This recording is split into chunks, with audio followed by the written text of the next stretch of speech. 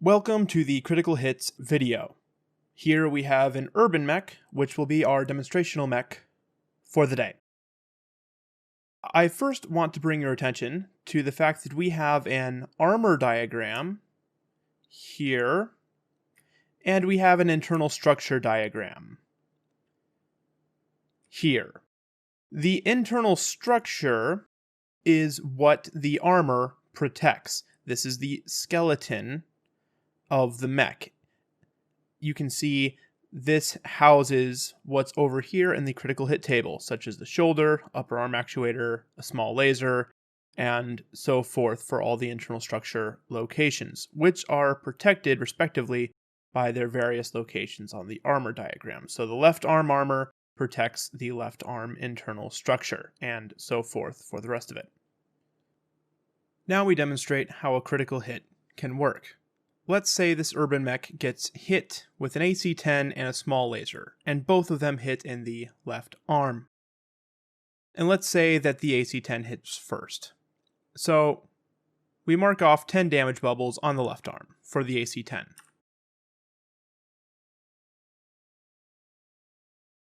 Now all the armor is gone on the left arm, and the small laser comes in to hit the internal structure. We'll do the small laser in a different color, because I like colors.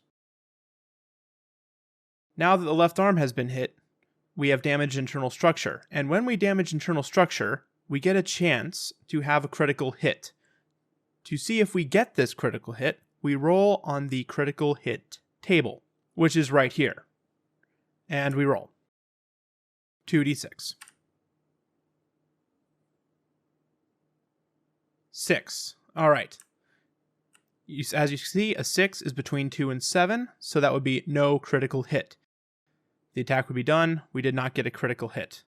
But I want to demonstrate what does happen if we get a critical hit, so let's do that.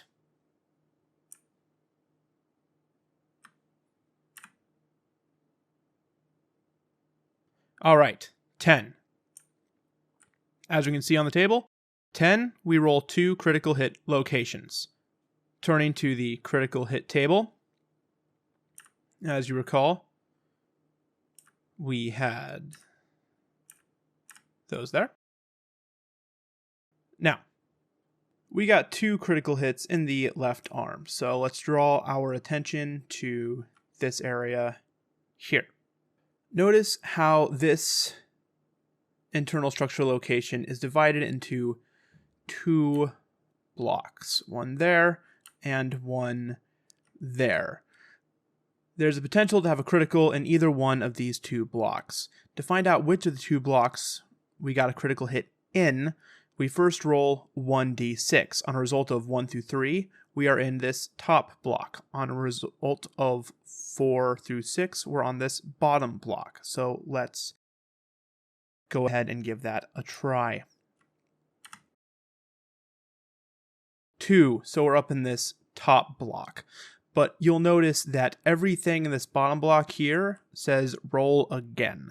So in this particular case, we don't really need to roll this first 1d6 because there's nothing here we can hit. We just start by rolling in this top block because it saves time. So now that we're in this top block, we now need to roll 1d6 to see which of the 3 things in here we hit. 6. And notice how 6 is roll again.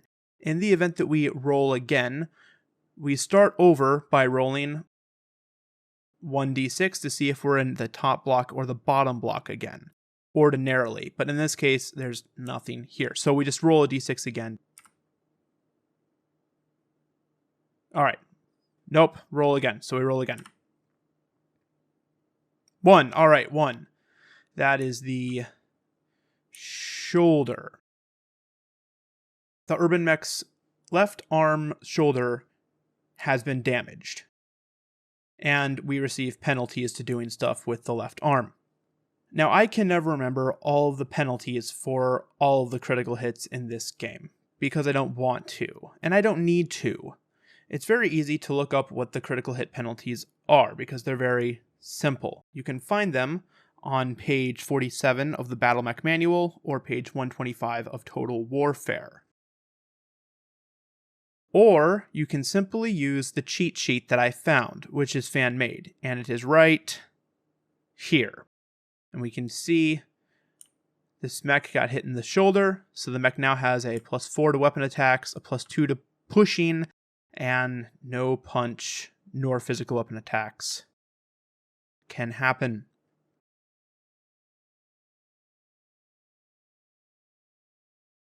Now we go back for the second critical hit. And ordinarily, we would roll 1d6 to see if we're upper or lower, and then once we're there, we would roll 1d6 again to see what slot it is, but with this case, we'll just start up here. So officially, we should roll 1d6 a bunch of times until we get a 2 or a 3, but a faster way of doing this would be to say, well, 2 is even, and 3 is odd, so I'm going to roll 1d6, and on an even result, it's 2, and on an odd result, it's 3. So here we go. 2. That's even. As I said, it's 2. So the upper arm actuator has been destroyed. And we turn back to our cheat sheet. We look at the upper arm, and we see we now have a +1 to our weapon attacks, which is a penalty, +2 penalty to punches, +2 penalty to clubs, and our damage on punches is cut in half, round down. When this is all said and done, our record sheet will look like this. And I typically put in my penalties for critical hits in this area here because it's blank and there's room.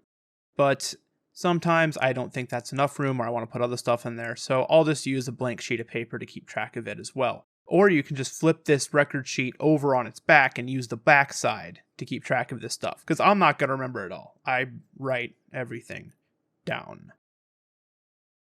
And that's the basics about how to record critical hits. I will leave you with a couple more remarks. Notice the AC-10 here is rather large. It takes up more than one critical slot. It only needs one critical hit to one of these slots to destroy the entire autocannon. So if we roll a critical hit in the right arm, and if we get a critical hit, say, here, the entire autocannon 10 is destroyed. We don't have to hit every single slot to destroy the autocannon. We only need to get one slot, and it's destroyed. However, these additional autocannon 10 slots can still receive critical hits, but these critical hits have no further effect. They merely soak up the hit. The critical hit is assigned to the slot, but no further effects occur. But wait, there's more. We have an exception to the rule stating that when a component with multiple slots takes one critical hit, that component gets destroyed. And this exception occurs with engine hits, gyro hits, and sensor hits. These can take multiple hits. So say the fusion engine takes one hit, we then fill in a bubble. And we notice that with an engine hit, there are some penalties per hit that accumulate. And after the engine takes 3 hits, well, not only is the engine destroyed, but the mech is also destroyed. So with the engine, for it to be destroyed, it would need any 3 of its slots destroyed, and we fill in bubbles because that is what's important in life. Lastly, let's suppose we have no armor here. And let's suppose that this urban mech takes a medium laser to its left arm, in which case that would be 5 damage. So 1, 2, 3, 4, 5. Notice how we had a single weapon damage internal structure on both the left arm and the left torso. Accordingly, we roll a critical hit on both the left arm and we roll a second critical hit on the left torso. However, we have no need to roll a critical hit in this particular instance on the left arm because the left arm has been destroyed, and the left arm contains no ammunition that could explode, and no weapons that can explode. So really, rolling for the critical hit would just be a waste of time, because the left arm's gone.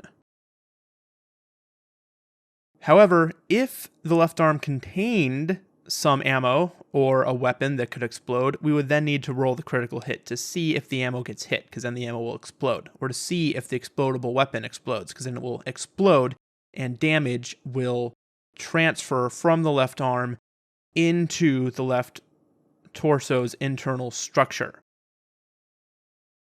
More on that in the next video when we cover damage transfer.